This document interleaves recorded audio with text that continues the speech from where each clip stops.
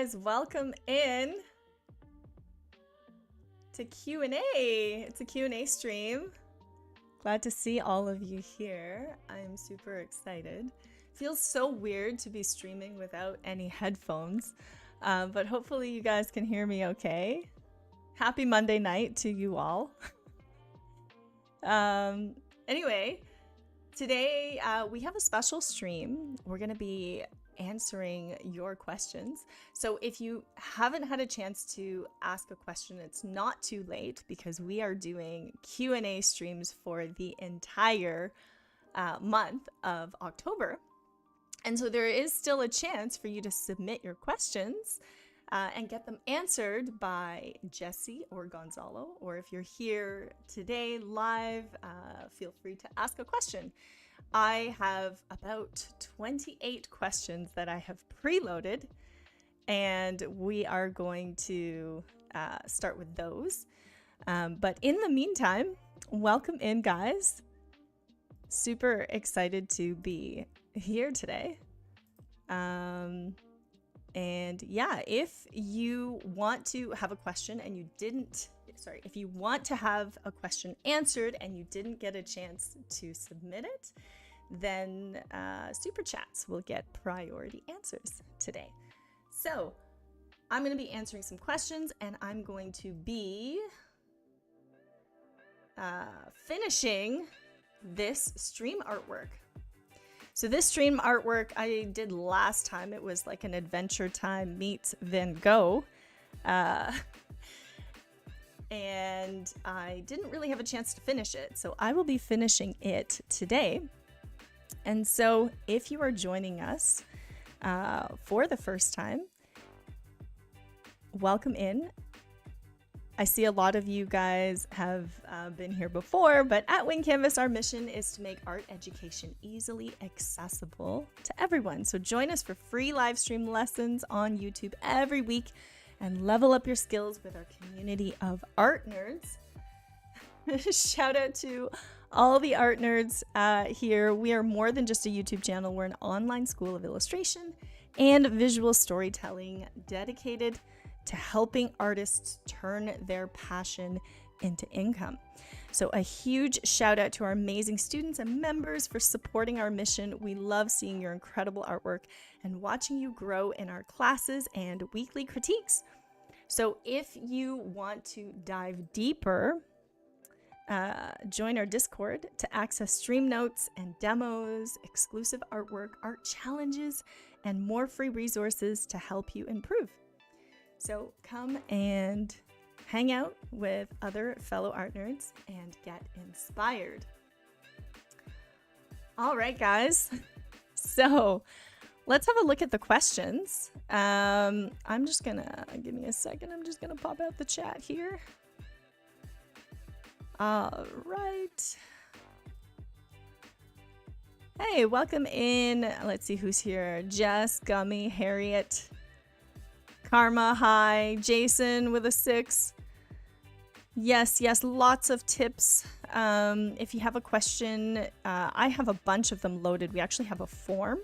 So Kevin, our lovely mod, is going to drop that link in the chat so you can go ahead and submit your photos. And, your photos. Submit your questions for our Q&A. All right, guys. So let's see here. Because it is a because it's a Q&A stream, I'm going to turn my camera on. I usually don't do cam on, only in my classes, but here we go. We're going to get up close and personal here. So our first question, do you think it's necessary to go to an art college, even if you are a very disciplined person who can teach themselves how to improve? I'm asking in a sense of career possibilities outside of social media. This is a really good question because a lot of us are thinking about the same thing. I think that for a lot of us, the whole university model is changing, and it's changing really quickly. It's changing because of, you know, all this new technology coming out, and like all of, you know, the developments in AI is making us question a lot of things, right? So in my opinion, when I went to art school, I didn't really have a choice. Like, that's kind of the path that you went on. But if I was 16 or 17 years old today and actually really thinking about it, I would say if I was disciplined enough, I would say it's not necessary.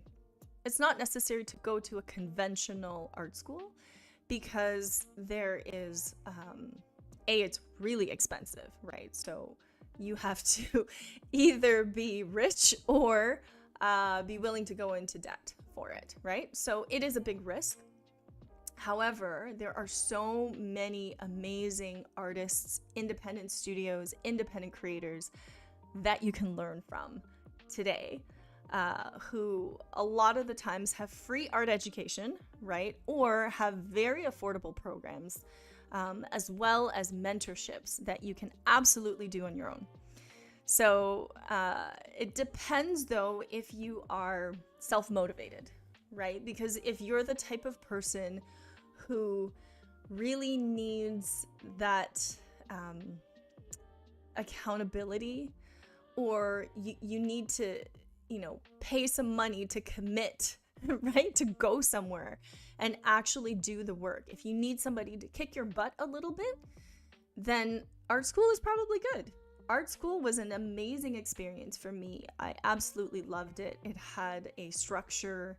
It had incredible teachers. I mean, I had good and bad teachers.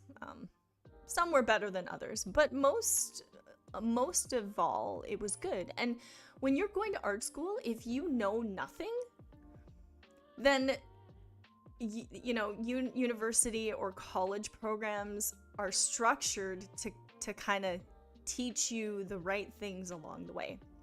But if you are very savvy about the industry, you know a lot of people who work in the industry, you've been taking art classes for a long time, and you feel like you have a good sense of what you want to do, which is pretty rare if you're like 16 or 17 years old, right? Then it's probably not a good idea to jump into art school really quickly, right? Because it is a big decision. So if I was talking to my younger self, I would probably take some time, like a few years, and I would learn art on my own, you know, with studios like us or with independent creators and artists that you really admire.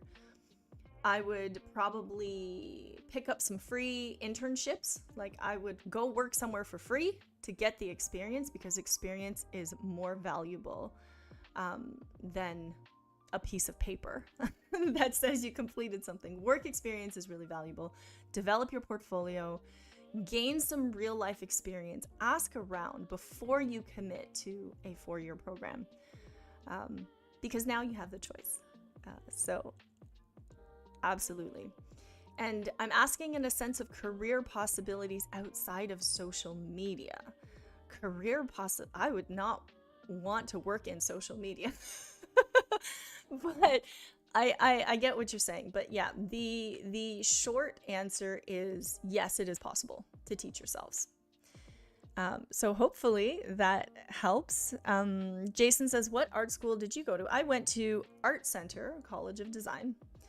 I graduated class of 2005, and I was valedictorian of my class and the youngest person to graduate from my class.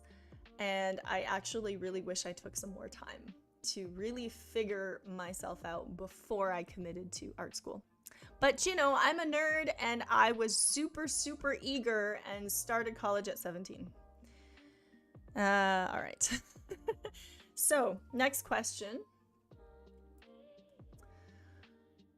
What is the best advice you have for someone to go about learning how to find the rendering style that suits their art the best? Okay, I think I'm gonna do a little bit of drawing for this. art style. Let's see. Rendering style that suits your art the best. So I would probably say find out what art styles you like the best first before you decide on anything drastic. Like, I usually would I would probably, like, back in the day, what did I do? I mean, I'm still doing this. Whenever I find an artist that I really, really like, that I really admire, I would collect their artwork. And I used to be able to, like, cut it out of magazines and stuff, but I mean, you could collect it digitally, you could collect it on a Pinterest board or something like that. And then I would just collect a whole bunch of things that I like. The styles can be very contradictory. Like, I like stuff from abstract art. I love abstract art, even though I don't do it very much. I like a lot of Impressionism. You know, I like anime styles as well. So it's really like a mishmash, and I like super surreal stuff, like just weird stuff. So, you know, I would collect all of those things, and then I would take the traits of all of those pieces that appeal to me the most, and I would identify what I really like about each piece. You know, is it the brush strokes? Is it the color that is really appealing to me? Like, what am I drawn to the most? And then from there, I will figure out what my art style is. But I don't think you have to be on a mission, you know, to figure out your art style. I think that comes naturally as long as you have a sense of who you are, a sense of what you personally are drawn to. Then I think it will come, right? It's kind of like, it's in the back of your mind, you know. If you make your your desktop screensaver, right, a vision board of artwork that you love, then I think your art style will just come with time, right? So just keep looking at it. You don't have to decide, and if you change your mind, it's all good. I change my mind all the time. I have different styles that I work in because I get bored of working in one style. Okay. Yeah, so hopefully that answers your question. Finding the best rendering style is like, I think it's like a lifelong journey. It's not something that, like, you have to have immediately, right? Like, it's something that takes a lot of time, and it's also something that's really fun and rewarding. So I don't necessarily think that it has to be I don't know. I don't think it's so cut and dry, you know? It's like something that you would be doing constantly. So hopefully that answers that question. Just, like, let it come. Don't rush it, and know what you like and start collecting the things that you like. Speaking of things that you like, when you start collecting the things that you like, opportunities start to come. It's almost like I decided the other day, I was like, you know what? I really want a Mini Cooper. I've always liked Mini Coopers. I just, you know, it would be really cool to have one. And then I start seeing Mini Coopers everywhere. You know, when you start looking for something, you start seeing it everywhere. Same thing with your art style. The more you look at something, the more you think about it, the more you start seeing it all the time, and eventually you'll see it in your artwork. All right, so Harriet says, what should I do if I feel my art style looks ugly? Oh, that I think you know, humans are highly emotional creatures, and sometimes we feel our art looks ugly, and sometimes we think it looks amazing. It depends on our mood, and it depends on a lot of factors. So, you know, it's normal to feel that way. Just keep going, and don't be so hard on yourself. All right. That's you with Kia Soul's funny. My mom has a Kia Soul, Jess. And I get to drive it, so it's great. It's a really cute little car. All right, and before I forget, we'd like to thank our sponsor for this stream, XP Pen, who have an awesome selection of digital art tablets for both beginner and advanced artists. So if you're looking for an affordable and reliable digital tablet, go browse their store. You'll find the link in the description below. And I actually use an XP Pen 24-inch Artist Pro. It's huge. It's huge, but it's amazing how quickly I got used to it. So yeah, it's a great tablet. Love it a lot. And thank you, XP Pen, for sponsoring this stream. All right, next question. How do I become a concept artist in the future? Are there any specific steps? Ooh. Yes, number 1, take a class with Gonzalo. Not kidding. Number 2, take a class with Jesse. if you can find a time and a space, because her classes are pretty full at the moment. But how do you become a concept artist? You have to watch really good movies, and not just watch them, but study them. Like, pause them and sketch them. You gotta nerd out to stuff like that. Like, I remember looking at, do you guys ever remember watching films and being like, oh my gosh, how did they do that? That's incredible. Like, how did they even, the last film I watched that kind of blew my mind was Inside Out. I saw it and I was like, this is the best movie I've seen in so long. Just the sets and everything was all imagined, and it was all like highly conceptual. And you know, that scene where all the characters turn into abstract shapes and then they like fit into this flat space, and then like they're in the crevices of the brain, and I'm like, this is incredible how a team of artists and writers sat down together and like thought about it, like created a space like that. It's amazing.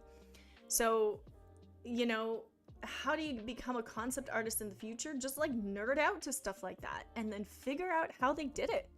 You know, your curiosity is your best teacher.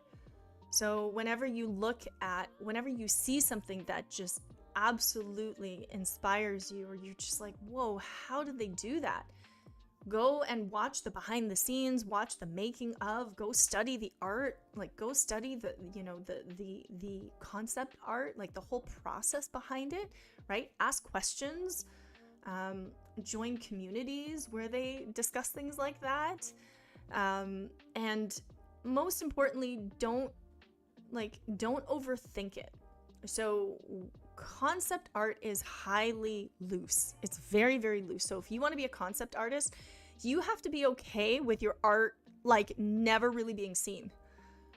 Right? Because like you're making so many ideas, you're creating so many concepts that it can be really a lot of the things that you do just kind of get thrown away, or they're never really finished. They're just ideas that you present, right? You have to be okay with your ideas being tossed, or you know, maybe it's a great idea, but maybe it's not the best fit for the show or for, you know, whatever it is you're designing.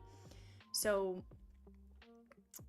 specific steps is just like, really, you have to really love it and study the process, and then find teachers who have studied concept art, and, you know, maybe paid like close to $100,000 in school and are teaching it or working in the industry, right? And absolutely crushing it and can give you some insights. Like those are the people you want to pick their brains on about, right? So I would say, you know, don't worry so much, just really study the stuff that inspires you for now. Because, you know, if you like, I remember I always thought I wanted to be a children's book illustrator.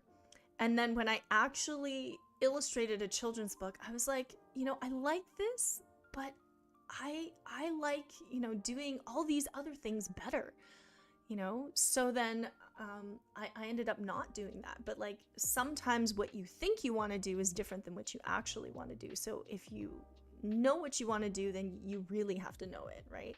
And you really have to study it. And take a class with Gonzalo, because he is our concept artist. And he'll be able to share a lot of his insights. Oh yeah, and Kelsey. Kelsey does a lot of backgrounds, and she'll be teaching with us soon. Okay, next question. What do you take stylistic inspiration from? Ooh, this is a good one. Before I answer this, though, let me just catch up with chat. Harriet says, I have a weird habit of watching anime and reading manga and stuff for the plot and forget about the art until I look at it later for inspo. You know what? Sometimes we get lost in the story, right? I think you have to be watching a film like, I don't know, the third time. The last, okay, so I recently rewatched Aladdin, like Aladdin from the 90s. Was it 90s? Yeah, I think it was the 90s. And I was blown away at how the animators animated the carpet, like the magic carpet, to personify a square in the most incredible way. Just like blew my mind. And I've watched Aladdin like 20 times, and every time I watch it, I discover something new. And every time I watch it, I just feel so inspired, right? So I think you have to watch a movie so many times. The first time you're just like absorbing it all and like learning the story, right? And then the second time you might see something different. Then you might be like, oh, that's a really cool shot, or that's like, wow, the cinematography is great. But it takes many watches to really get there. Jess says, I got the concept art books for Monsters Inc. and Monsters University. They're so cool. Yeah, concept art books are amazing. You know, you can go to the library and just like consume those concept art books, right? And like really inspire yourself. You can take photos of the stuff that you really love. You don't need to buy really expensive books. You just go to the library and take pictures of stuff that inspire you and collect them and make collections of them. And whenever you're feeling stuck, whenever you're feeling kind of like you hit a rut or you have art block, like just go back and look at your inspiration. Look at the stuff that just makes you want to create. Because it's so helpful, you know, to get you out of that. Mr. Smiley says, you are so amazing at drawing. Thank you. Oh my gosh, 1992. Holy smokes, 1992. Yeah, amazing. You could have said it was made yesterday, and I would have been like, wow, that's great. What do I take stylistic inspiration from? So I think I kind of answered that question. If you want me to list off a bunch of artists, let me write them down so you guys can see. Let's see here. So anything from media to animals. Okay, so animations, like anything Pixar. I loved Disney movies. You know, your favorite anime. What else? If you want a list of my favorite artists, I can definitely do that. Let's see here. Let's make a list of my favorite artists for you.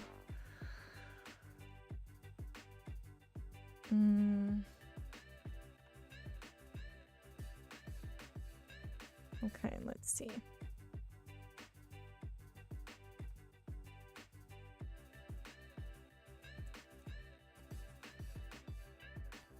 totally forgot the shortcut for my pen here.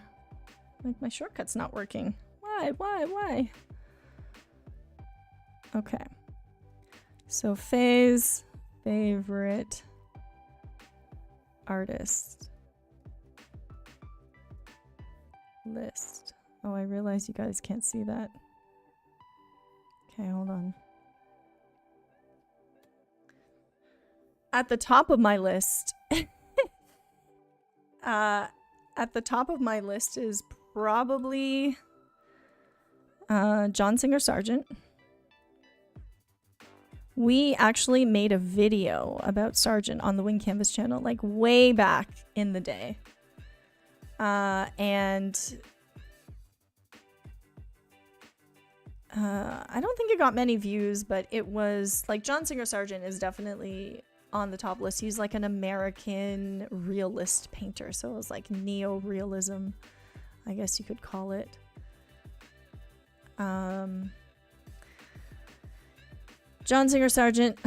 I love the Impressionist movement, so I love, like, you know, these are just like the old masters, right? So I love Van Gogh, I love Claude Monet. These are all like my heroes of Impressionist, the Impressionist movement. In terms of illustrators, I really like, I love Tim Burton as a creator, and actually did a style study of the Nightmare Before Christmas characters in a stream, and I think I drew a character, like a cockroach character. And the you guys in stream named him Sir Rochester. Yeah, so I did a stream on a style study on Tim Burton. Yeah, you can check it out. Big fan of Tim Burton.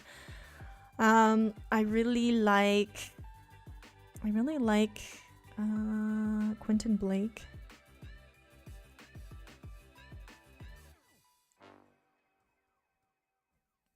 Love his illustrations. He illustrated all of my favorite children's books, like James and the Giant Peach, Matilda, and his style is like super whimsical. Like, I would say it's like whimsical watercolor. Really, really beautiful artwork. Tim Burton is kind of like, you know, weird, weird, eclectic. You know, these are all Impressionists. Who else? I really like this painter named Scott Naismith. He does these really beautiful, like abstracted landscapes. Oh my gosh, I have so many favorite artists. I feel bad that I'm not even like able to name them all. These are just the ones off the top of my head. Joe Sorin. Joe Sorin does these beautiful, they're kind of like, it's fine art meets illustrations, like characters. Oh my goodness. Joe Sorin's paintings, beautiful, beautiful work. These are just a few of them, but again, like, these are off the top of my head. I have so many favorite artists, and they all work in such different styles. Oh, what's the other guy? Kandinsky. I love Kandinsky's stuff. Abstract artist.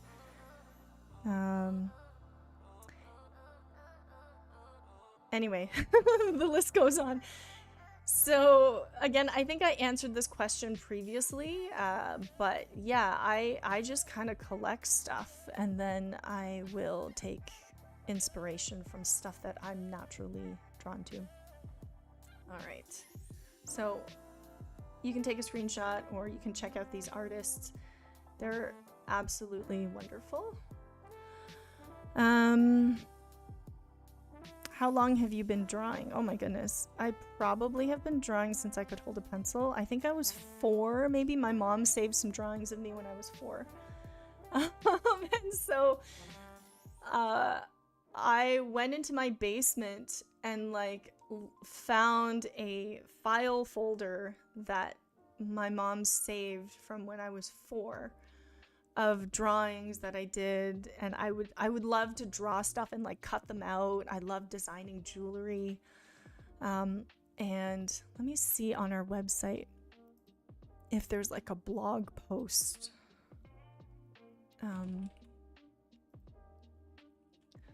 I think there's a blog post where we share our childhood art. I'm trying to find it now. And I think I share some art and Jessie shares some art, and it's really fun. Beginner art. Let me try to find it. Here we go. So we have this blog post. If you go to our website and you go to wingcanvas.com, we have a post called "What Should a Beginner Start Drawing?" So I just found it through the search here. And you can see some of my childhood art is here. So I used to really like drawing animals.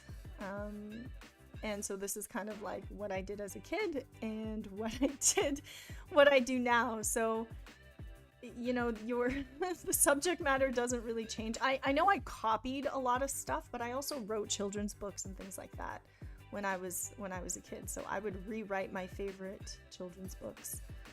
But yeah, I take a lot of inspiration from animal characters as well. Okay, I digress here. Okay, so what is the next question? While drawing poses, how do I make my character look less stiff? Ooh, I feel like this is a question that I answer so many times during streams and during classes, but I'll answer it again because it seems to be a reoccurring thing. How do you make your characters look less stiff? Draw movement before you draw the person. Now this kind of sounds silly, right? Like, how would you draw a person? Like, how would you draw the movement without drawing the person first? And I will try to do a demo. Just give me 1 second here. So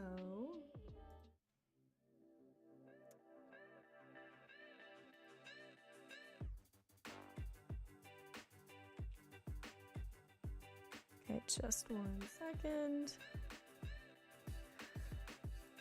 I think with a lot of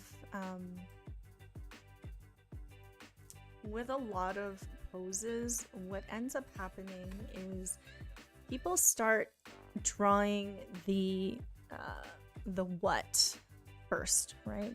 They see a person and then they start drawing the person. So for example, you know, I see a person and I'm like, okay, I kind of see you know, a person and they're kind of standing, and then I outline them and then I draw their feet, right? And tell me if you do this. You're like, okay, here's a person.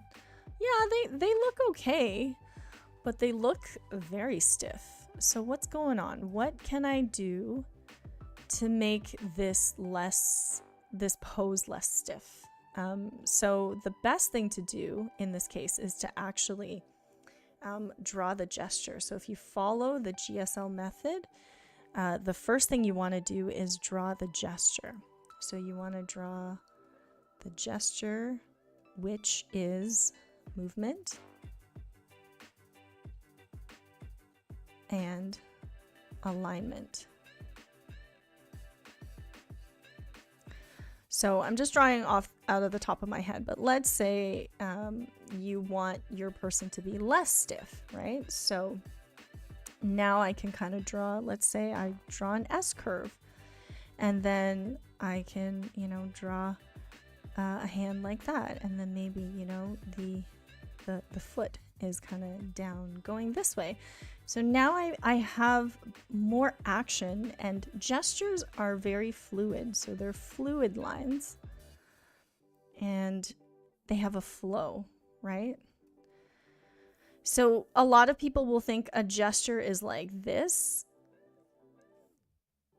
Like they're like, okay, here's the body. This is your analytical brain kind of going, okay, you know, this is kind of what a gesture is, but it's not. Like a gesture should be minimal lines. It should really express the movement more than anything else, right? And Ben is asking, how do you combine gesture and foreshortening? So yeah, so for foreshortening, you would do it the same way. So, you know, you don't have to draw the individual things. Like let's say this person has the same pose, but their hand is coming at you, right? So maybe it's like something like this, right, where their hand is really big. So you can sort of, you know, don't think about everything as separate elements. Think about movement as really the rhythm of the body, right? And then once you have the gesture down, then you can start building the shapes, right? Then you can say, okay, well, here's the head, and then I can start to build the torso. So here they're kind of leaning, right? So if they're leaning this way, then they're going to be compressed on this side, right? And maybe they're going to be more elongated on the other side. And then you can start to draw in the legs, right? And even though my gesture is fluid, right? My leg here is still made up of, it's still bent, right? So you can turn very fluid gestures in and add bent shapes to them, right? And it'll still work. But that fluidity really keeps the movement a lot better. So gesture is what you want to study. If you want to learn more about gesture, we do have gesture videos on our channel. Or you can join our program on School. If you want to be a total art nerd, you can get a 7-day free trial and go check out the modules on gesture on our asynchronous learning platform. So weird shoulders, hunched posture, all of those things, doesn't matter what you're trying to draw. It all comes down to gesture.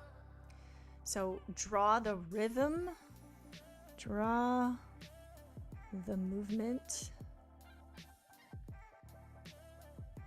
and rhythm, right? So I know that rhythm is like really difficult for a lot of people to process. Like, what is rhythm exactly, right? How do you draw rhythm? So if you really want to draw rhythm, you want to think about like counterbalance. So counterbalance being if the head is tilting one way, then the shoulders are tilting the other way, and then the hips are balancing out the other way, right? So it creates this type of rhythm, right? It creates this type of rhythm. Or you could argue that it creates overlapping rhythm like this, right? So counterbalance looks like this instead of this, right? So if your rhythm is like this, this is stiff. But if your rhythm is like this, this has flow, right? So that's what I mean by rhythm. So yeah, GSL method, gesture, shape, line. You can check out the GSL method on our channel. We have a bunch of videos as well as in our classes. All right, so next question. These are in no particular order, actually. I just kind of put them up randomly. How do people draw gold? Actually, we have a video on that. It's how to render metal and gold digital art tutorial. Go check it out. It will explain it in a lot more detail than I can in a few minutes. And I worked on this video with Jesse myself, so I've watched it like 20 times. But in short, how do you draw gold? Lots and lots of contrast, lots of reflected light, and hard, some hard edges. Those are all ways that you can draw metallics. All right, next question. What kind of art do you love to make despite its limited popularity among others? Ooh, this is a good one. This is a good one. I think I'll have to show you some stuff. Yeah, maybe I'll show you some stuff. What kind of art do you love to make despite its limited popularity among others? So I made a lot of art for activism, and it's not always nice to look at. It can be offensive. It can be off-putting, but it definitely makes you feel something. So I like creating art for activism, and stuff that I've made have been really weird. So I'm going to show you an example of this sculpture that I made. So here you go. So yes, I made the sculpture. I sculpted it with polymer clay. It is a potato chicken. And the idea behind it was I was protesting genetically modified organisms, or GMOs. So when I learned about the science of GMOs, it made me really angry. It made me really angry that our food industry in America, when I was living there at the time, was just all about selling and not concerned about health. And so I made a sculpture because I learned that scientists were splicing chicken genes and putting them into potatoes for I don't know what reason. Potatoes already last a really long time. I have no idea, but I read it somewhere, and so it inspired that creature. Nobody likes to look at it. It's in my studio. It's like people see it and they're like, "What is that?" And I'm like, "Yeah, that's my little GMO guy, my chicken potato." And I love this guy. He's like my buddy, you know. He can't talk. He just stares at me. And I got this eye from a taxidermist. So I actually went to find where I can buy these eyes, and I don't think Amazon even existed back then when I made that sculpture, or at least Amazon still sold books. So I had to go to a taxidermist to buy that eye.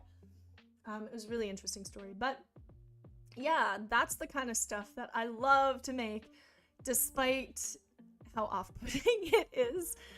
And also bugs. Yeah, bugs are really fun. So bugs, oh my goodness, I have so many different bug paintings as well. So actually, let me show you one that I don't think I've shown before. Just a second, let me go get it.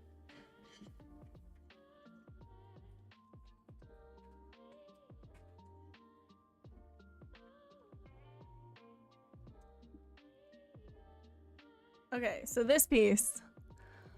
Let's see if I can get a good view on the camera there.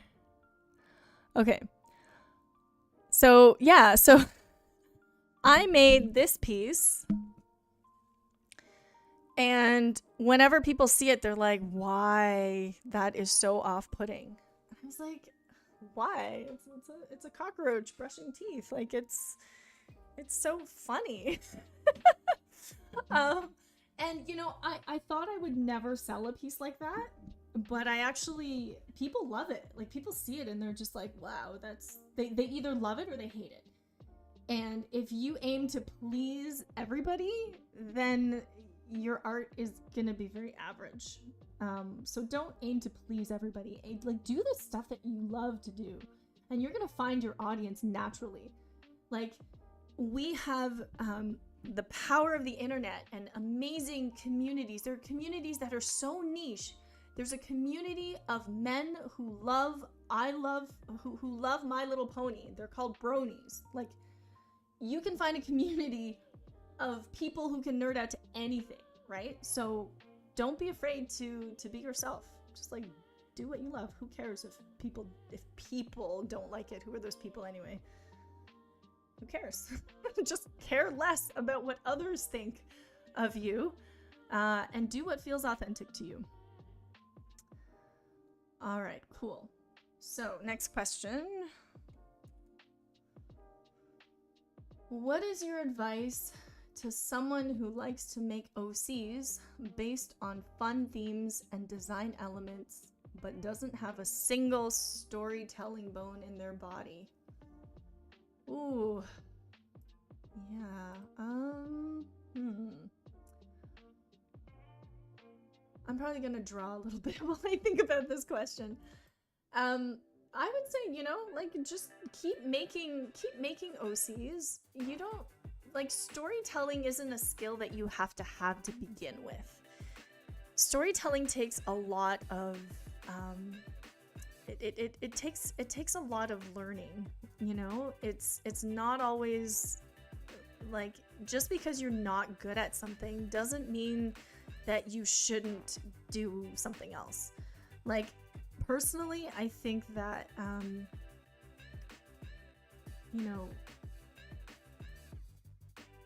if you like something, then you can learn how to be good at it. You can invest your time. And if you're afraid that you're not going to be good at something, then you're never really going to start and you're never really going to try. So you can ask yourself, why are you not good at it? Have you taken, a writing class? When was the last time you read a story out loud? When was the last time you told a story to, like, a kid? Right? Like, are you just assuming that you're not good because you haven't done it in a long time? Or, are you really giving yourself a fair chance? So if you've taken, like, 3 different story classes, whether it's creative writing, or whether it's, like, children's book illustration, or whether, it's just storytelling in general, like, there's master classes on how to tell stories by different creatives, like from writers to actors, right? So if you haven't done that, then you're really assuming, right? So never assume that you're not good at something until you've tried it, because then you're not even gonna try. And that's kind of sad. So I would challenge you and say that is a limiting belief. Okay, next question. And, like, you know what? When you say you can't, that just means you haven't yet. It doesn't mean that you can't forever. It just means you can't yet. How do I improve my skills on character designing besides anatomy, color theory, shape theory? This is a good question. I would say to get really good at character design, I think you have to get really good at world building, and you would have to write down a lot of character traits. So not having a fully fleshed out character is not going to help you improve your skills, right? Like, you really need to be able to write down and flush out your character, their backstory, their personality. Let's see. I think the anatomy, color theory, and shape theory are not as important as the character's story. So to improve your skills on character design, I think you need to dig a little bit deeper, because most people are like, they draw a character just kind of out of their head randomly, and they're like, oh, I'm gonna name it this, and then they give it the personality later, right? They give it the traits later. They draw the character first, and then they do everything else later. So it shouldn't happen in that order. It should be, you know, the best characters have stories. They're not just like a random doodle that you name a person, like you name them something and you're like, oh, that's a character. Well, it's gonna be a pretty random and shallow character. So if you want to get really good at character design, go read some amazing short stories. Short stories, because you don't have to invest so much time, right? A short story you could read in like 20 minutes. Roald Dahl has a really good book for adults that has short stories in them. They're very kind of dark and grotesque, but they have really interesting characters. So I made a set of characters inspired by a short story from Ray Bradbury. Ray Bradbury wrote a lot of like science fiction, and I just happened to do a whole bunch of character studies from this one story, because the story was about circus freaks, and I was like, oh, these are such good characters. So then I just like invented a cast inspired by these circus freaks, but they were somebody else's character. So if you want to get really good at character design, don't design your own characters. Find existing characters that have been written about in stories and use their story and come up with a design for them. Because it's a lot harder to start with just, you know, anatomy. Like you draw a person and then you draw shapes on top and then you change the color. Like that's not going to be a really, really good character. It has to start with the story.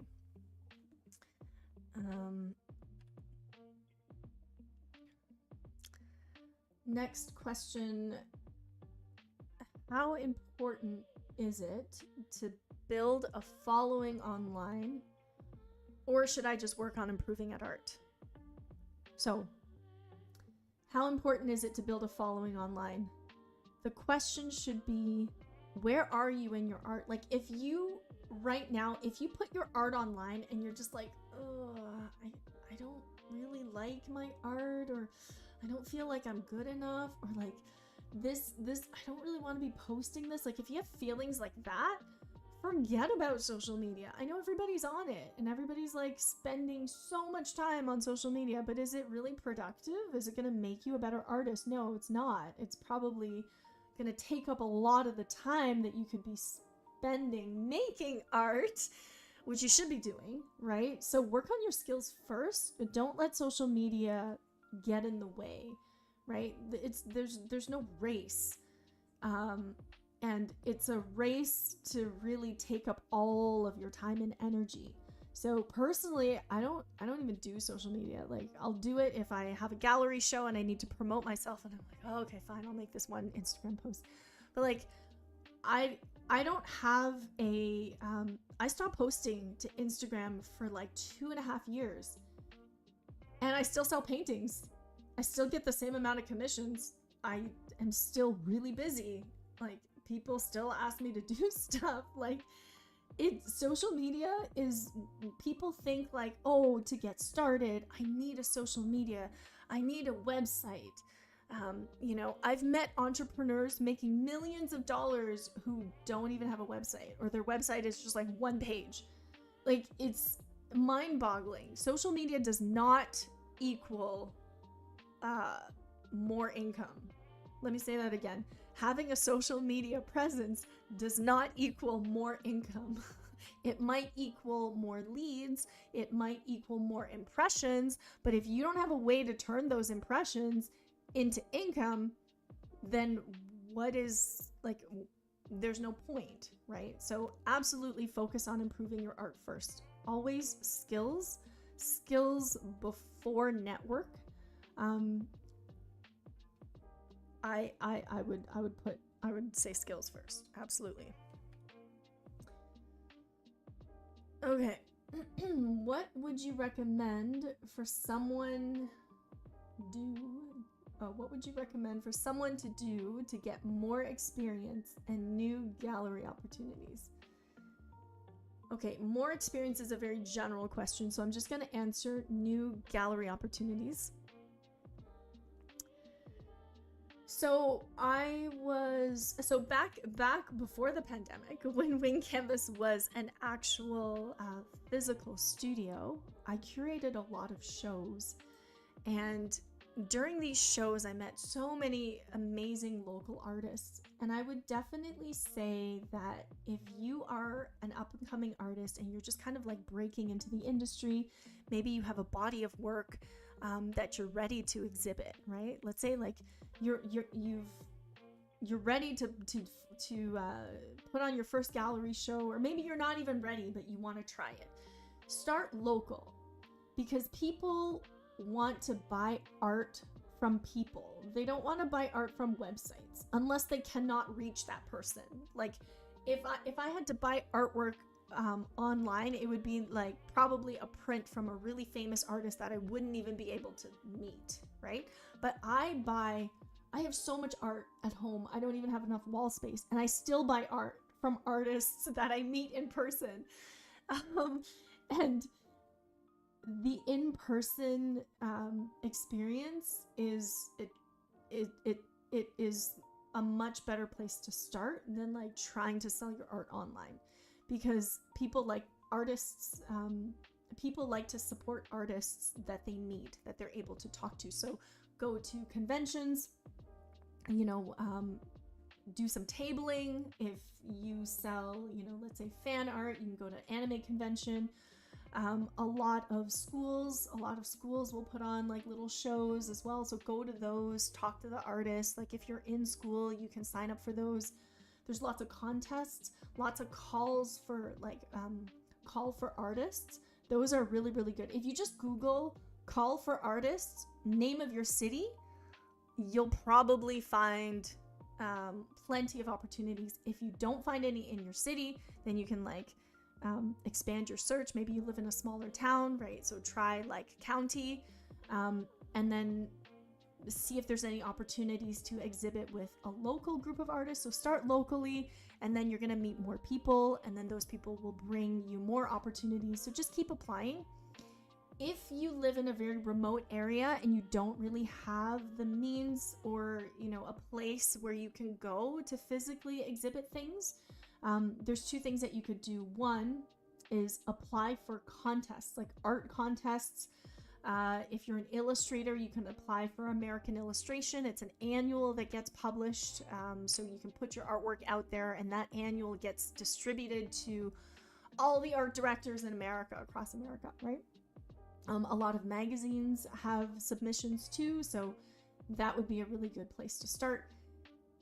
Galleries, you just have to send a message to the gallery, send them a few pieces. Don't send them all of your artwork, different styles. Just send them like 2 or 3 examples of artwork in the same style and say like, hey, what do you think? And keep bugging the curators, because sometimes people get busy and they don't answer their emails, so keep bugging them. All right, so next question. Is there any way for me to keep my ideas going? Sketchbook. Physical sketchbook, voice notes. I have a folder on my computer that just says random ideas. I have so many sketchbooks that I should really go back into and look at, but like once you write it down, it's kind of like the idea exists somewhere, right? It's somewhere. If it's just in your head, it can go poof, and then you're like, wait, where did the idea go? Like I lost it. Oh, darn. Like, write it down. Send a message to a friend. I don't know. I don't care what you have to do. Just like get it physically written down somewhere. And then come back to it when you're ready. So you can, just like having a collection of images, you can have a collection of ideas. Bad ideas, good ideas, it doesn't really matter. Like, I'll open my old sketchbook and I'll go through it and I'll like circle stuff that I really like, or I'll be like, oh, that's weird. Why did I forgot about this, right? So yeah, I think just writing them down will help you sort of resolve them, right? At least that's what I do. Okay. Hey, Hadman. Sorry you had to go pop in, pop out. How do I get better angle of perspective when drawing characters? Okay, so I think I have to show you guys.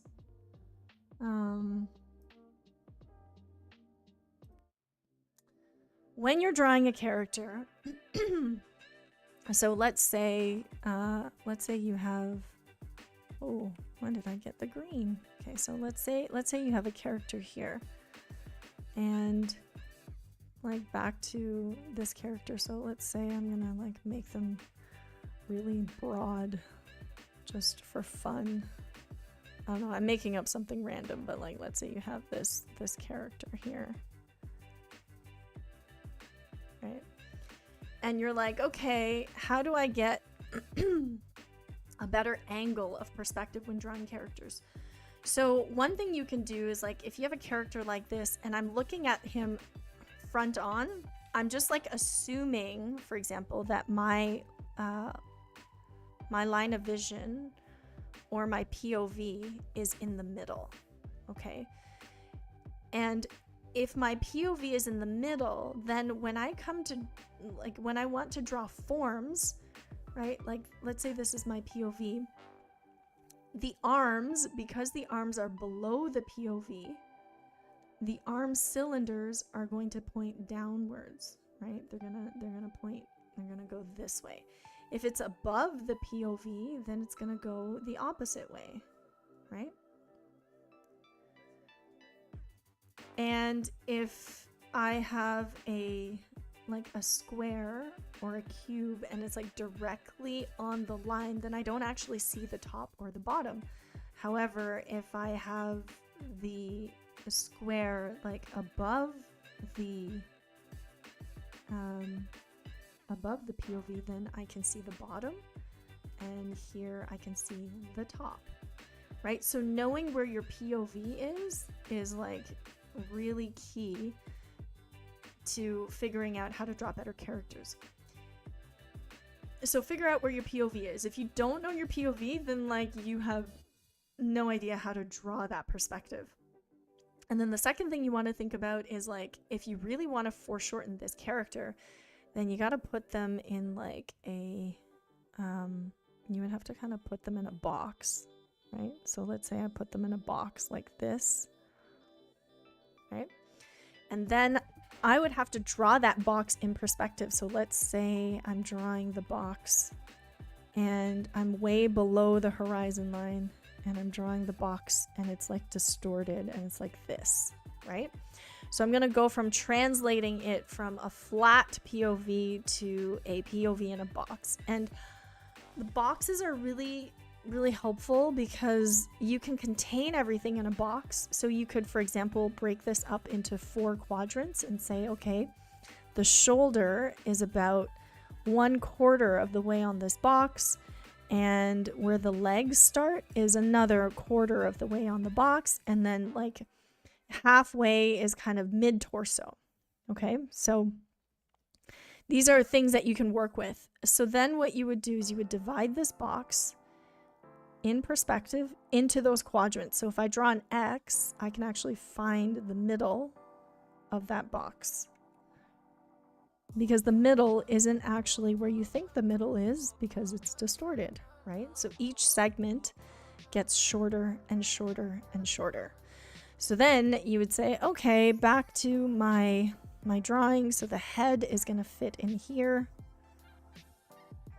right? So let's say the head. Now the head is here, right? There's the neck, and then the the shoulders, right? The shoulders are probably gonna touch this line here, and then sorry, it's gonna kind of do this, and then it's gonna go down to about here, and then the legs are gonna kind of come down, and you'll really see how distorted it is, right? So this is kind of what you need to do if you want to really figure out the pose.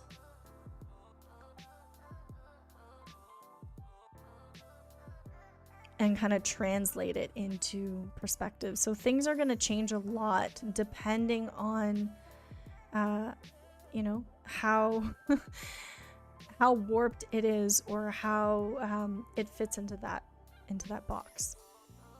Okay. So short answer, draw a lot of boxes and then put stuff in those boxes and measure. Okay. Is there a technique that I can improve my anatomy skills aside from just practicing? Go back to the part where I talk about the GSL method. Or search Wing Canvas GSL, and you will find some tutorials on the gesture, shape, and line technique, which you can use to improve your anatomy skills because it helps you break it down into something a little bit simpler. How do I make shadows / highlights feel realistic? Okay, so this is a good one. How do you make shadows and highlights feel realistic? So, I believe we have videos on this, but there's two different types of shading. So there's soft shading and there is hard shading, right? So I'm just going to use a pencil tool to demonstrate this.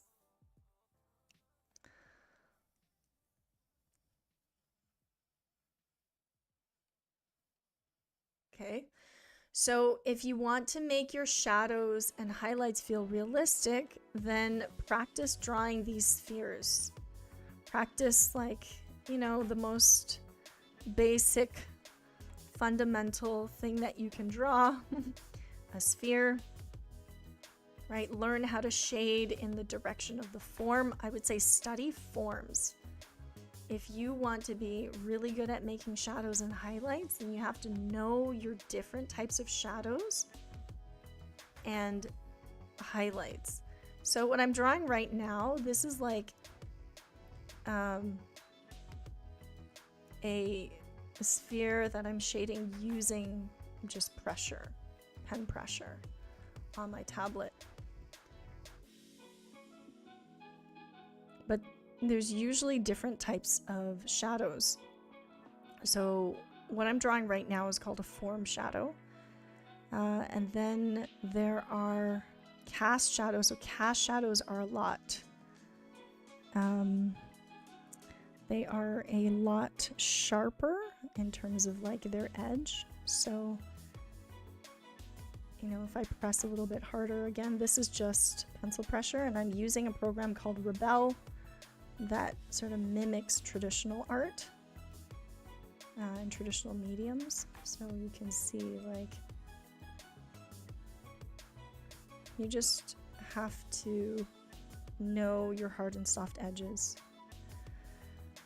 So I'm going to get a little bit darker here, and you just kind of have to practice, just like shade a lot of forms. Draw forms out of your head, practice shading them, practice making up the lighting, and know the differences between your different types of shadows, because I think that is what's going to get you the most,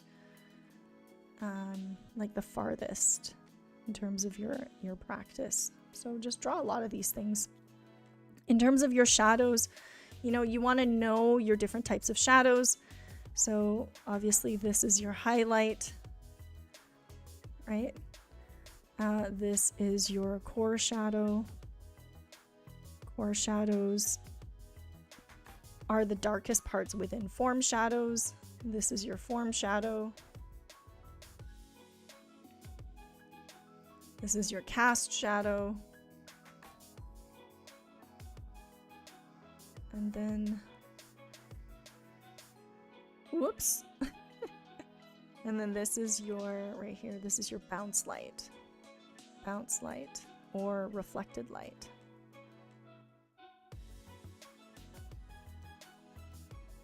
Right? In terms of your hard and soft edges, form shadows typically have softer edges. So, you know, form shadows are softer on curved objects, and they're harder on objects with edges, right? So on cubes, your form shadows are going to be hard edges. Your highlights, it depends, but your cast shadows are generally harder edges, right? Hard shadows. So knowing this is gonna help you improve, and we also have videos, so you can look up cell versus soft shading on our channel, and you will find a great tutorial on this very subject. Okay, Faye, before you chose your art career, what were you thinking about doing instead? This is a good question. I always knew I wanted to be an artist. From when I was a kid, I wanted to be a children's book illustrator since I could read picture books. I knew that that's what I wanted to do. So art was always my plan A.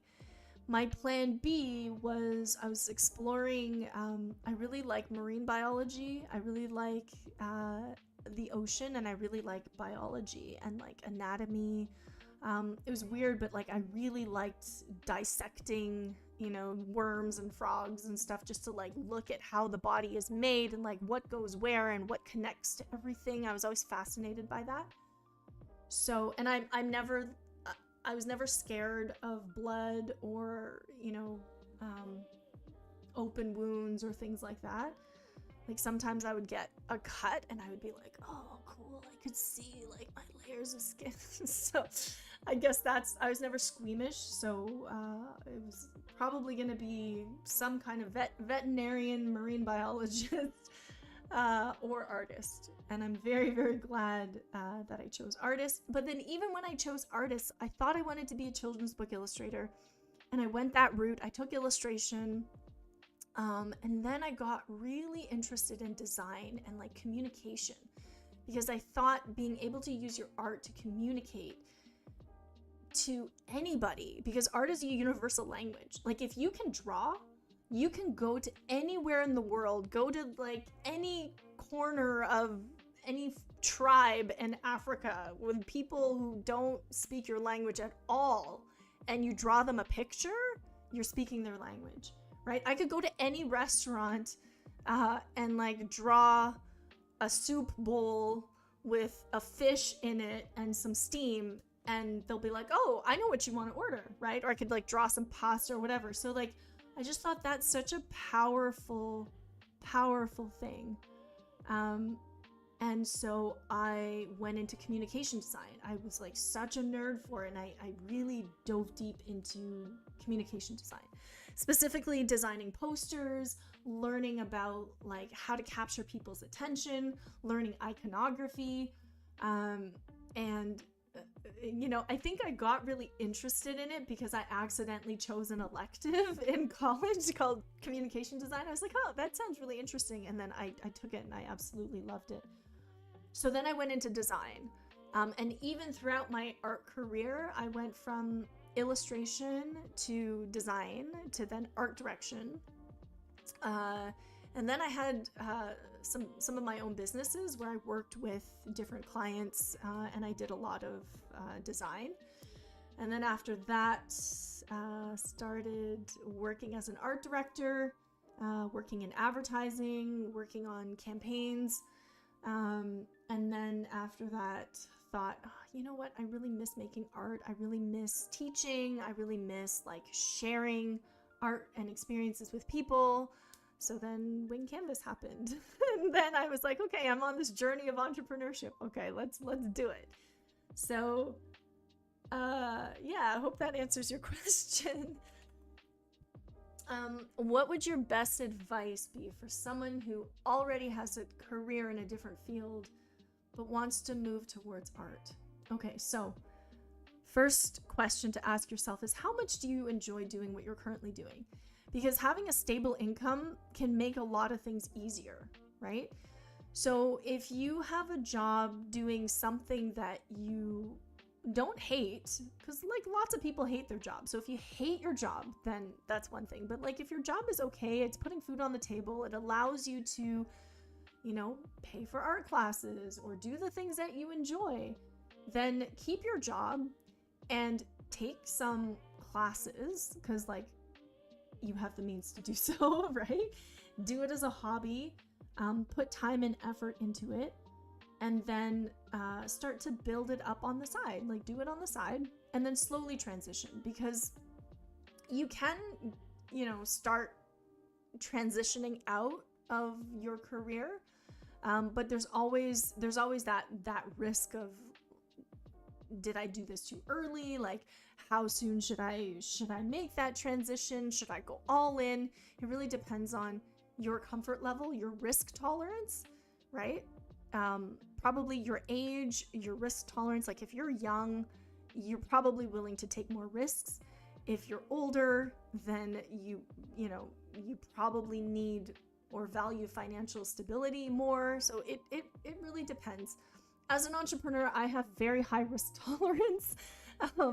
So I went all in on it, but I didn't jump from one industry into another. I just jumped from a related industry into business, which is completely different, because anyway, I'm not going to get into it. It's completely different, but I went all in, and it was painful. I'm not going to lie. It was not easy.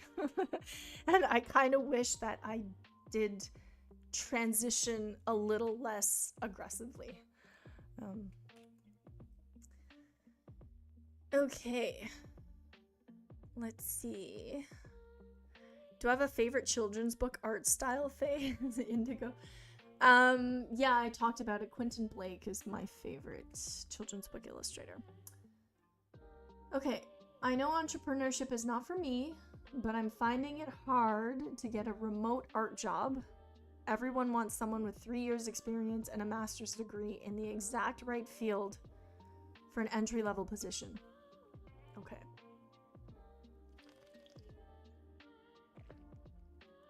So first of all, how many jobs did you apply to exactly? If you applied to, and here's the thing. If you apply to 3 jobs, it's mostly luck and timing. If you apply to 100 jobs, suddenly you have a percentage. Okay, so if you apply to 100 jobs, say you do 10 a day for 10 days. Okay, when you break it down like that, it's not that bad. If you applied to 100 jobs and then you realize that 10 of them require 3 years of experience and a master's degree, then that's 10%. This is really not a lot.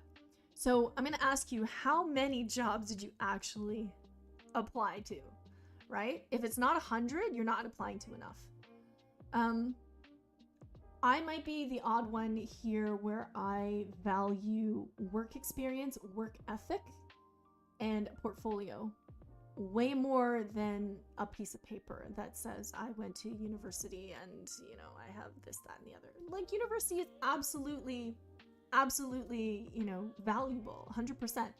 But that's kind of where my hiring values are more on, like, I like to hire people who, if they don't know how to do something, they'll figure it out, right? They're not too timid or too shy to ask for help or wait and sit on their hands until they're told exactly what to do. Like, I like people who just will do it and figure it out and, like, you know, talk, like, keep an open communication.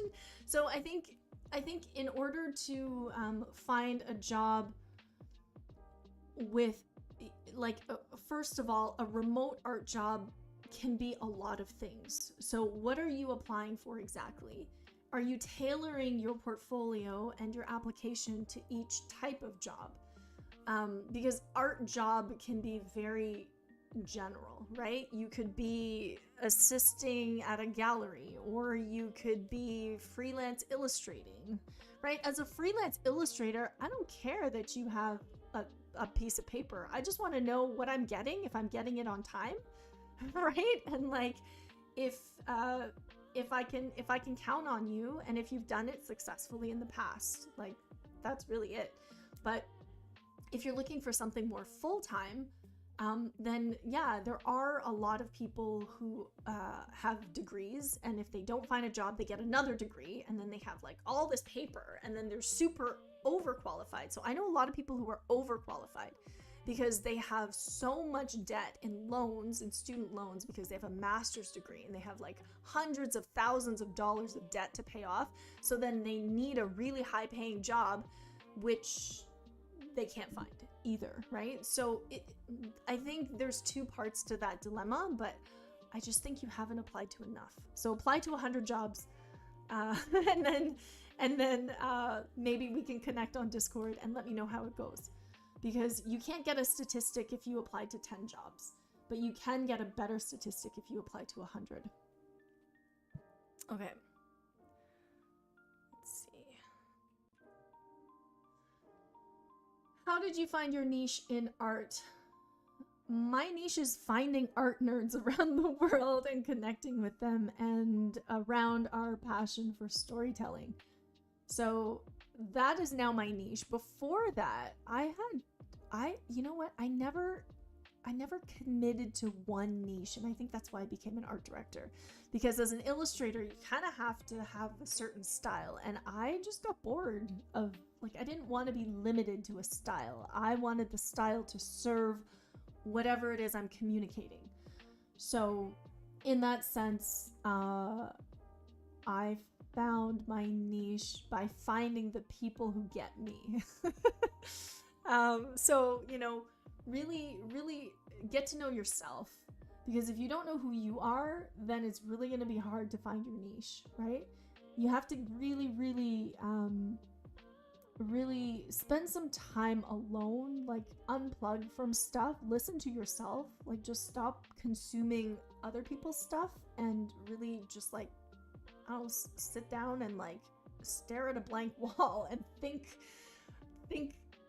about, you know, who you are, what you really like, and then start there. I don't think enough people have clarity on who they are, and you really need to know that in order to find your niche. Hey Gummy, welcome. Hello from New Zealand. Hello from Canada. And hi Moonlight, welcome in. Okay.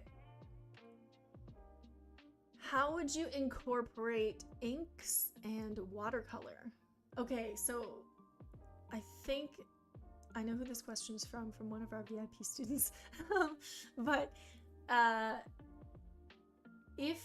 so inks and watercolors look very similar on paper, but inks are actually permanent and watercolors are not. And so in that case, use watercolors first, and then you can use ink on top, or you put ink on top first and then go over it with watercolor. But you have to use permanent ink. So the permanent ink is not gonna get runny when you put water over it. So there's so many ways you can incorporate inks and watercolor, but just know that inks are permanent and watercolor is not. Hopefully that helps, and I would just say experiment. Just like try a bunch of stuff out, because you could discover a way to use it that's very unique to you. Next question, how important is it to draw from life? Super duper duper important to draw from life. And I'll tell you why. Drawing from life.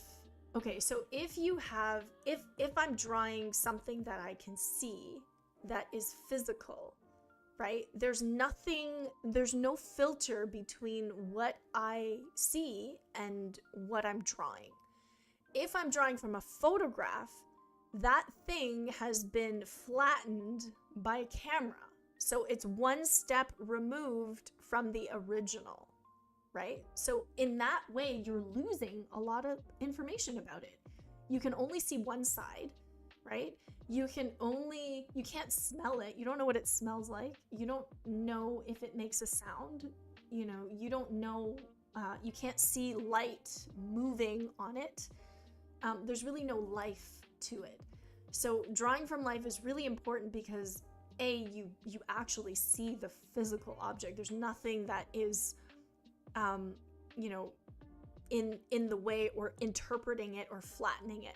If you're copying art from an artist, it's like twice removed, right? So the artist gathered a bunch of references. So like they started with the picture or several pictures, then created their art. Now you're drawing from their art. Now it's like 2 times removed. So drawing from life is like the purest form of capturing things from observation. It's a really good practice. It's almost like meditation. And you kind of have a limited amount of time to work with it, right? Because like lights change, things move, people aren't there forever. So the best way to draw from life, if you can't go to life drawing, is to go on a bus, put some shades on, and just draw people sitting on the bus, the subway, the train, wherever, go to the local mall, just sit on the bench and put on a pair of shades so that, you're not some weird person drawing other people that can't see you, and just like draw what you see. And if you're drawing something and they move, then that's it. That's all the time you have. So you better be faster next time. So it's really, really good at building your speed. And yeah, it's really, really good practice and very soothing. Oh, Ben Williams, that was your question. Okay. All right. Sorry. I thought it was a question from one of our students because they actually asked me the same question in a class and I actually didn't get to answer it. But you bought a soluble ink by accident. Okay. So if the ink is soluble, you have to figure out like what dissolves the ink. Sometimes it's alcohol and sometimes it's watercolor. So you kind of have to, or sometimes it's alcohol, sometimes it's water. So if your ink is dissolvable by water, then you can mix it with watercolor. So it shouldn't be a problem. Again, experiment.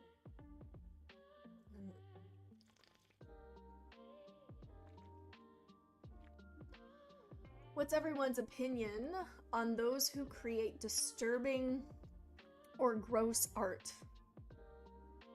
Didn't I show you a disturbing, gross art? I think I showed you my cockroach piece. Where did it go? Here. And this. Lots of disturbing and gross art. What's my opinion? I love it. I think we should do more of that. I think we should do things that make people feel something. Everybody's so numb these days because we're constantly glued to social media, and there's just like, we see so much stuff that we don't remember what we see, and we kind of get desensitized to things, right? Because we're consuming so much. So disturbing or gross art, I think it depends. Something that's disturbing to you can be absolutely hilarious to me, or something that disturbs me might be very normal to somebody else. So I think it's on a scale, but I think you should be creating things that move you, things that can stir up emotions in other people, because we want to be able to make art that moves us, right? Art that can make you feel something. So if that's disturbing or gross art, that's fine. You don't have to paint flower fields and butterflies all the time. I think it's perfectly fine to get weird. In fact, I definitely encourage everybody to make some weird art.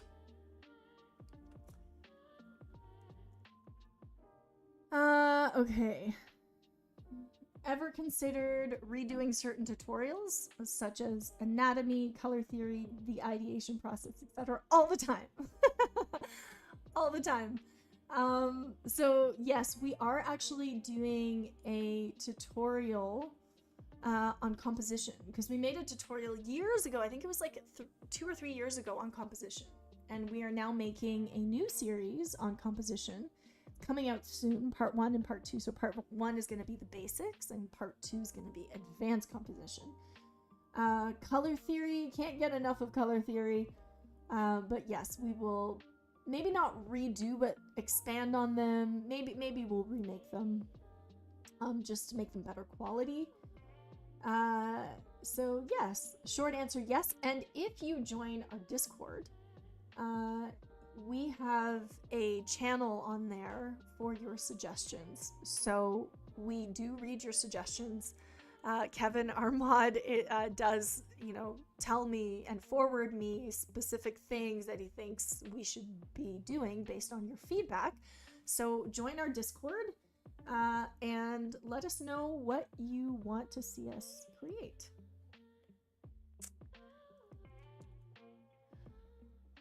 Okay, this is a good question. How does everyone handle their really bad days? Oh, how does somebody handle their really bad days? That's a good question.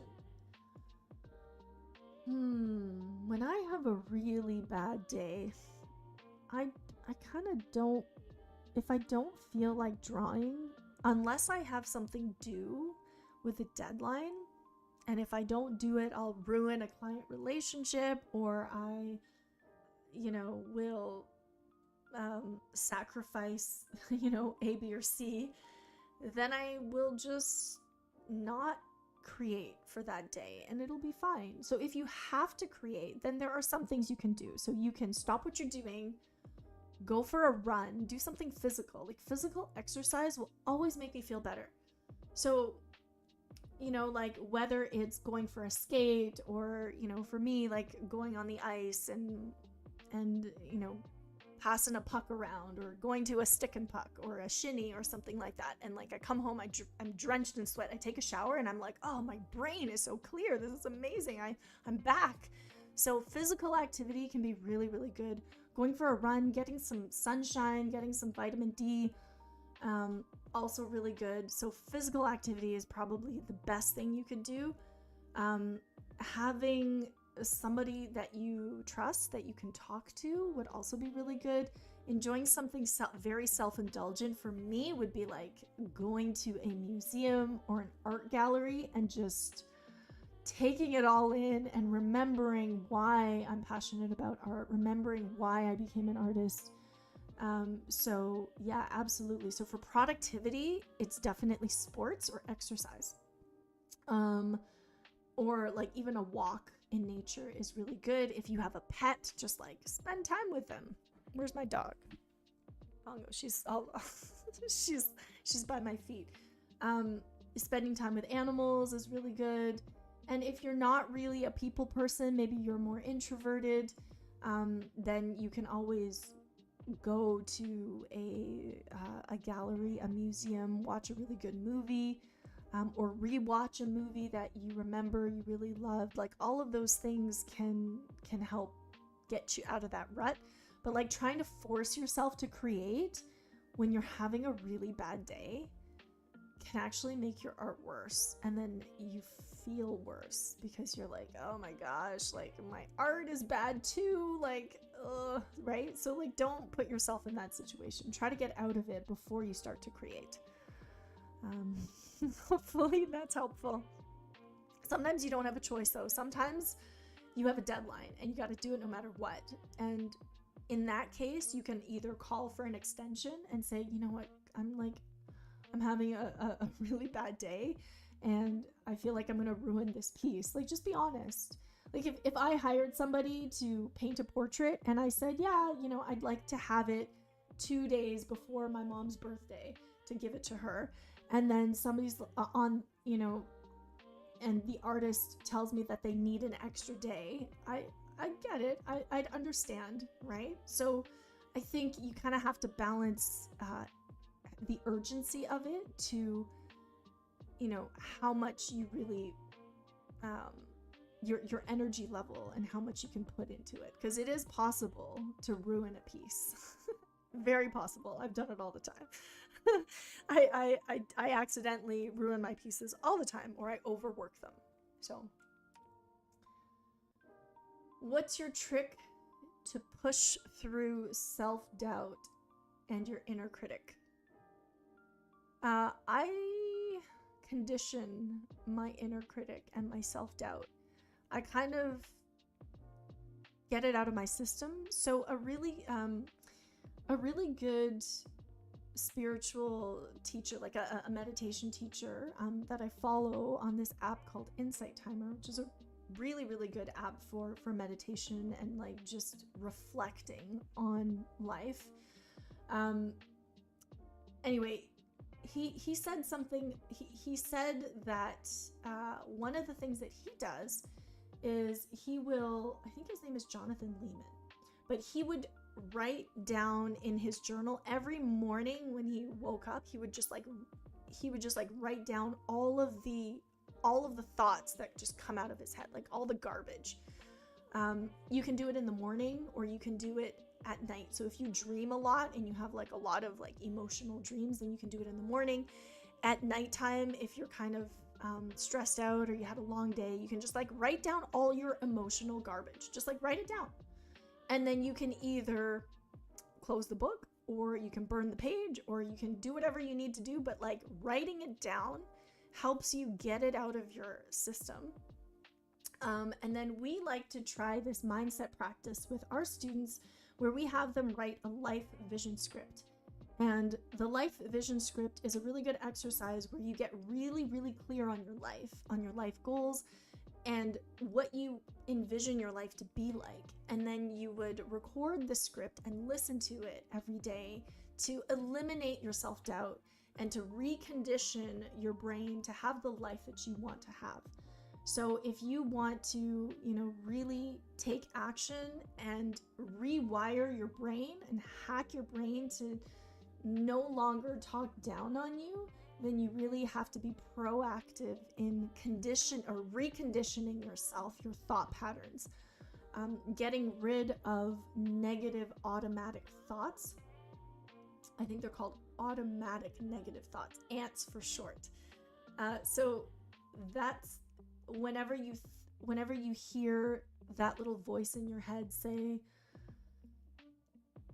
Faye, like you're not good enough, or like this piece looks so ugly, or you made the nose too big, oh, you just lost 2 hours of time. Whenever you hear anything negative, the first step is to be aware of it. Like you have to notice it, right?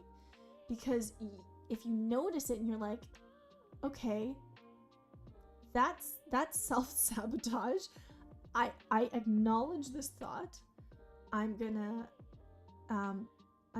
acknowledge it, and then I'm gonna just send it on its way, push it out of my head, and then recondition myself to think positive, right? So let those negative thoughts, be more aware of those automatic negative thoughts, because if you're not aware of them and you let them take over your headspace, then it's just this like downward spiral to feeling bad all the time, feeling like you're not good enough all the time, right? So you got to catch those and nip them in the bud and then recondition yourself for positivity, recondition yourself to say, you know what, I did this today that I'm really proud of, and I really, I can see progress, right? So it's a matter of tricking your brain or reconditioning your thought patterns. Oh, okay. Harvard did a study about it. Thanks, Kevin, for linking to it. All right, cool. You never really feel bad about it. That's all right. That's good. Okay, question. Do you have any advice on learning how to place the facial landmarks on the face at extreme angles? Yes, I do. And we have a video, which I want to remake, but I can do a demo for this. Alright, let me just clear all this stuff. Okay, so when you're drawing faces at extreme angles, there are a few things that you can keep in mind. So, you know, a face from the front is easy, right? Everybody kind of knows it's this circle, right? And then this shield, or this ball and shield method, right? Like, that's easy. There's a head from the front. But what do you do when it comes to faces at really difficult angles? So first of all, you need to figure out what those landmarks are with faces from the front. So for example, one of the landmarks is on an adult face, this halfway line. this halfway line is like the line of the eyes, right? And then down here, right, that's the nose. And then the mouth, a lot of people think that the mouth should be halfway between the nose and the chin, and it's actually not. It's actually about 1/3 of the way. Okay, so this is about 1/3 of the way between the nose and the chin. There's the mouth.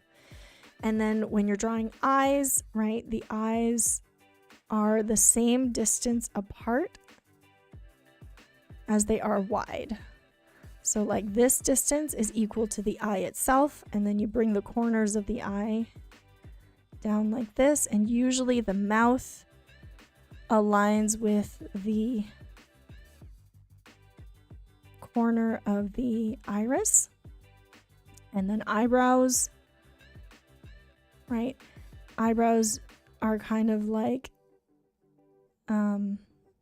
if you divide it up, this is 2/3, 1/3 ratio. And then there's like the peak of that triangle, right? The peak of the triangle is at the 2/3 mark. So, and then the hair changes directions. So for example, once you have these landmarks down, then you just translate them on a face in a difficult angle. Okay, so once you have this and like all the alignments and everything down, then you just translate it. But the ears will sometimes, like I drew the ears a little bit high, but the ears usually will align with the nose and the eye. Let me just move the ears down a little bit.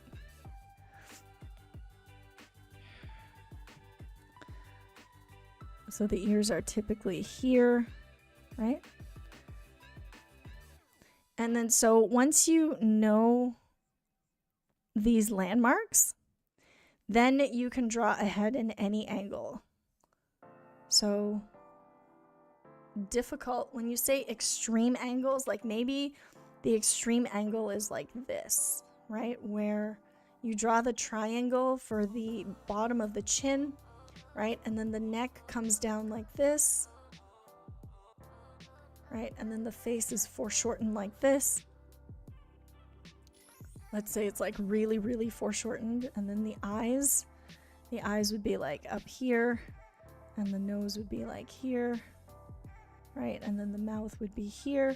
I'm just kind of drawing this out of my head because I've studied faces for long enough that I can kind of draw it out, right? But usually if you're using the ball and shield kind of Loomis method, then you would continue with that method and just draw the bottom of that shield. So the shield, you can think of a piece of paper, if that helps, right? Imagine that piece of paper being a little bit bent, and then imagine it being on a ball like this, right? So if you think of the bottom, you're going to be able to draw that jaw. And then a head looking down, right? Like, let's say the nose is down here, right? If the nose is down here and we know that the bottom of the nose connects with the top of the ear, or sorry, the bottom of the nose connects with the bottom of the ear, right? Then the ears would be up here. So the higher the ears on the head, the more the head is tilting down, right? And then the top of the ear would align with the eyes. So you can draw the eyes in like this. You probably wouldn't even see the mouth, or you would see like very, very little of it, right?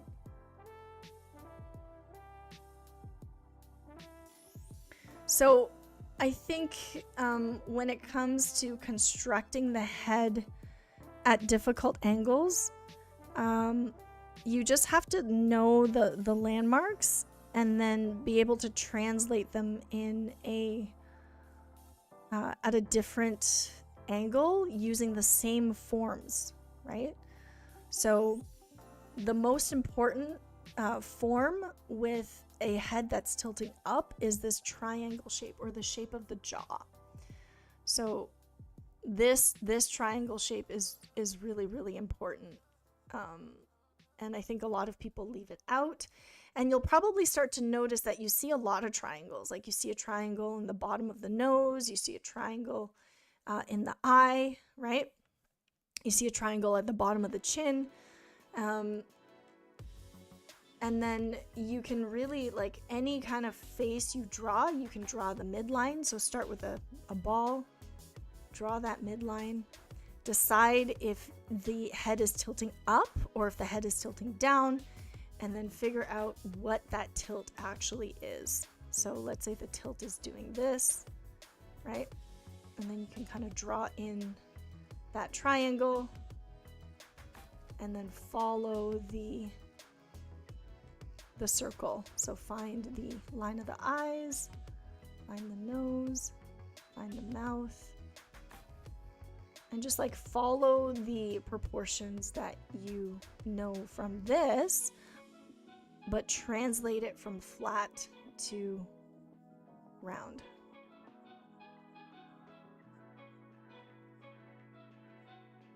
So think about that piece of paper. Okay. Oh my goodness, I'm losing my voice. I've been talking too much. Okay.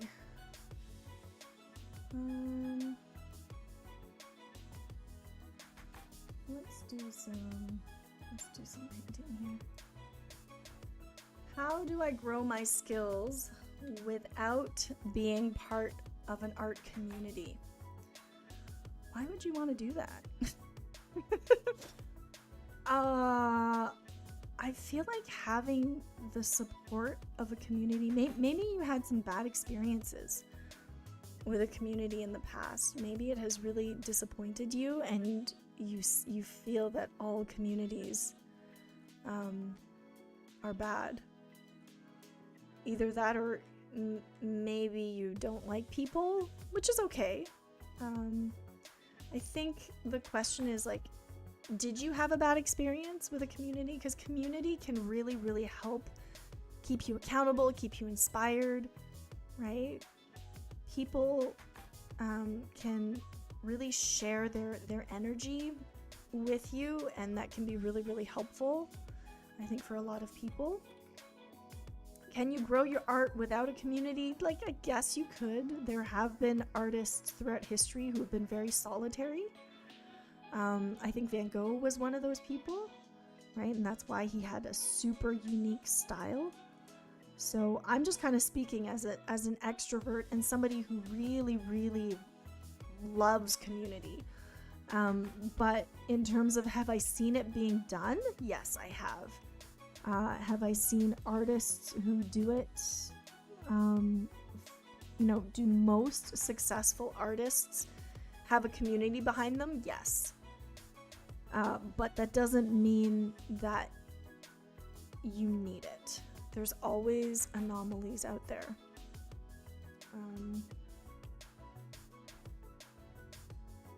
But yeah. I think that having a community like our community on Discord, people help each other out all the time. Whenever you're stuck, you know, the community will help give you ideas. And, you know, I think that having other people who understand you is really important to your growth. So maybe you just haven't found the right community yet. So maybe give ours a try. I think you'll really like it. If someone is shy or self-conscious to show their art, even in an art community, you don't have to. Or, you know what? If you're feeling vulnerable about your art, right? Like, try to see vulnerability as a good thing. I'll give you an example. Like, have you ever told somebody something very vulnerable and the other person responds with like another story that shares a bit of their vulnerability, right? Vulnerability can be really powerful. It could be a very powerful way for people to connect. So I think it's okay. I think it's a good thing to, you know, to be vulnerable. Brene Brown has a wonderful TED Talk on vulnerability that I suggest you watch, because we are all self-conscious or shy at some point, right? So you don't have to share your art. You can just lurk until you are comfortable. Or if you are shy or self-conscious, just tell people. Just say, look, I'm really self-conscious about this, but I'm gonna share it anyway. Right? People understand. People are usually very supportive of stuff like that. So,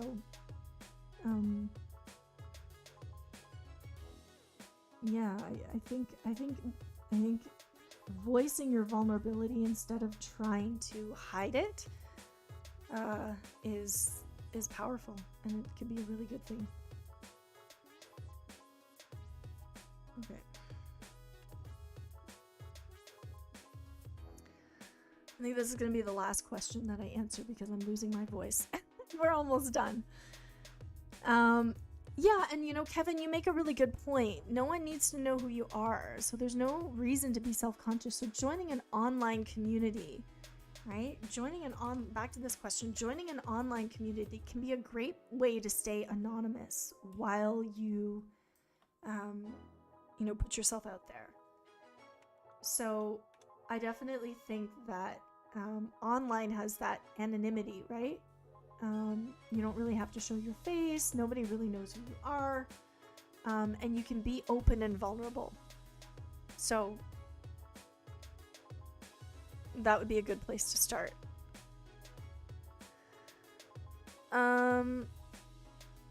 Just to go back to being judged, even subconsciously, by others is scary. That's a limiting belief, I think, because ultimately everybody who's judging you is gonna die someday. And like, nobody is ever going to give it a second thought. Like, that judgment is something that people, let me rephrase this. So judging is something that all humans do in order to survive. We need to make a snap judgment about, like, is this food good? Is it gonna poison me? Right? Like, things like that. It's a survival skill. Judging is normal. And if you fear judgment of everything you do, you're limiting what you're doing because you're fearing what others think of you. Who cares what others think of you? Like, who are these other people anyway? The only people you should really fear judgment of is people that you love and people that you care about. You want those people to really love and respect you, right? But like, who cares if a stranger judges me? Judge away. Here's like my crazy weird art. Judge away. It's not gonna hurt me. It's like, it's not, it can't touch me, right? So I think that's also a limiting belief, and it can be something that is hard to get over, and the fear of, like, that fear of judgment. But if the fear of judgment limits you from not sharing your art or not being part of a community, then that's kind of a shame. It's kind of a waste. So don't fear judgment. It's normal. Everybody does it. So it's okay. Doesn't ultimately it doesn't matter. Okay. It only matters if you let it matter. Anyone got any crazy student or teaching moments that could be shared? Oof. Yes, let me drink some water.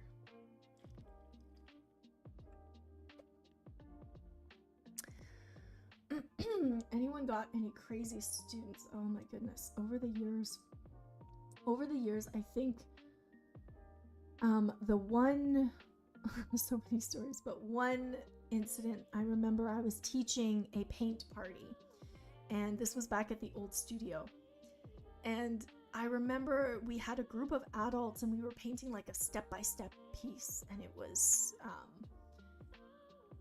like a pretty easy landscape or something like that. But there was one guy, and I think he was having a really bad day. He got so upset that his piece was ugly, and he didn't want to, I guess he didn't want to feel judged, or he didn't want to feel like it was ugly, but he flat out, this adult, like probably 40 years old, threw a tantrum and like literally threw his canvas in the garbage. If he could rip it up, he would have ripped it up, but he couldn't. He was like trying to break it on his leg and like taking his brush and just like, you know, doing this and like throwing it in the garbage and then just walking away in a huff. And I was like, really? Like, I tried my hardest not to laugh, but it was very childish. And I just thought, oh my goodness, like, relax, dude. It's just a painting. Like, stop. You know, like this is making you feel worse. If you're afraid of, you know, other people thinking your piece is ugly, would you rather other people think that you're childish and you can't just handle a bad painting? You know how many bad paintings I make? Like, do you know how many bad paintings I've had to make good ones? But I don't throw a tantrum over it. I'm just like, maybe the next one's going to be better. So having a good attitude is super, super important to your creative growth. If you are, if you know, feel too much shame, or you feel like everybody is going to judge you because you drew a wonky figure and you never share it and nobody ever sees it. And if nobody sees it, nobody can ever give you feedback. And without feedback, you can't grow as an artist. Then you are limiting yourself, and you're never going to get to be, you know, a really, really good, really successful artist. You have to have thick skin. So grow really thick, learn how to grow thick skin, learn how to participate in a critique without feeling like somebody's personally attacking you, because you are not your art. Art is something that you make, and sometimes it's good and sometimes it's bad, but the art does not represent you. So you need to like detach yourself from it a little bit. You need to be okay with making stuff that is not good, or making stuff that is really good that's never seen. If you want to be a concept artist or a designer, you know how many designs have never seen the light of day, right? I have to be okay with that. And so if you really want to be a good artist and you want to make an income and survive and thrive, not just survive, there are artists who are killing it out there, crushing it out there, making a lot of money doing what they love. Those are the ones who don't let those little things hold them back. So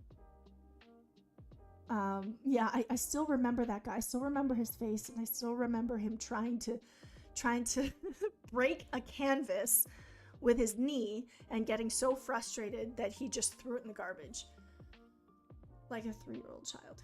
And I was like, luckily it was a painting party and it wasn't, you know, a university student or anything like that. Oh, hey Gizmo, nice of you to drop in. All right, well, that is, I think, let me see if there's any more questions. Oh, no, so that's the very first question. You guys can go back. I think I answered about close to 30 questions, and it was great because I really enjoyed my time with you guys. Thank you for joining. And if you're watching the VOD, if you want to ask more questions for our instructors, there is a there's a Q&A form that's in the description of this video, and you can ask Jesse, and you can ask Gonzalo and Josh. They all have upcoming Q&A streams where you can you can ask them your burning questions, so go ahead and submit them in the form. And I'd like to thank our sponsor, XP Pen, who has an awesome selection of digital art tablets. I'll try to show you my tablet here. It's huge. Here, there's my enormous 24-inch XP Pen. But yeah, I love it. So if you're looking for an affordable tablet, they have tons of affordable tablets. Some starting at like $40, brand new. You can't go wrong with that. So you'll find link to their store in the description of this video. All right, and I didn't really get that much time to finish this piece, but I ended up adding some more texture and just some more lines to the background. And yeah, if you're joining us for the first time, our mission at Wing Canvas is to make art education easily accessible to everyone. So join us for free live stream lessons on YouTube every week and level up your skills with our community of artists. And we are more than just a YouTube channel. We're an online school of illustration and visual storytelling dedicated to helping art nerds turn their passion into income. And a huge shout out to our amazing students and members for supporting our mission. We love seeing your incredible artwork and watching you grow in our classes and weekly critiques. Oh, losing my voice. So if you guys want to dive a little bit deeper, you can join our Discord to access stream notes and demos, exclusive artwork, challenges, and more free resources to help you improve. So come connect with a community of fellow art nerds and get inspired. All right, guys, that is it for today. Thank you for joining me, and I will see you next time. Bye.